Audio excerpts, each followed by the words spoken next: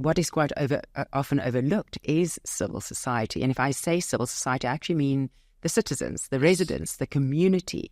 It doesn't exclude NGOs or public benefit organizations as part of that mix. But I'm really talking here about civil society. And I think we've perhaps in recent years developed to a state where social conditioning has led to civil society quite often blaming government or putting a lot of responsibility on government. It's the government that should, or it's the corporates or the great evil forces of the universe, and extreme capitalism has led us to where we are today. And I'm not saying there's occasionally some merit in some of those persuasions. Of course there is.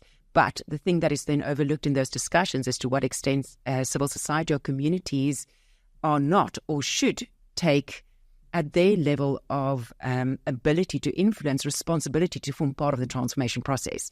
So if I lobby for government to do certain things, to what extent am I as an individual or resident open to changing my behavior, able to put skin in the game to bring about that transformation? Am I going to comply with recycling processes? Am I going to be mindful of my water usage? To what extent am I as a citizen playing an active role in aiding that process of transformation? Because quite often what you see is that civil society almost divorce themselves from that responsibility and put it across to perhaps, as our Russian dolls explained, where you kind of rely on the public sector or your institutions and actually kind of then forego their accountability and or sense of responsibility. And of course, I'm not saying that they can play the role of the public sector, and you perhaps don't have the positional power to make the big decisions. Yes. But on day-to-day level, we can do a lot to actually be compliant.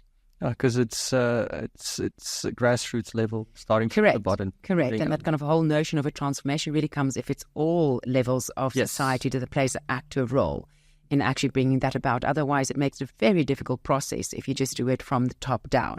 But bottom-up transformations need to come about with also how people see the active role, their sense of purpose, their sense of identity, their willingness to take responsibility for their own future and actively shape that.